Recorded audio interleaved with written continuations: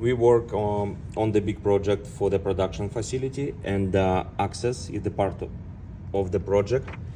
We plan to use G3 Reader Pro, and we 3D printed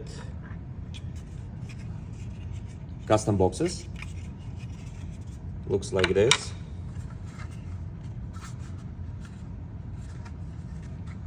When we install it on the wall, it's gonna look like this.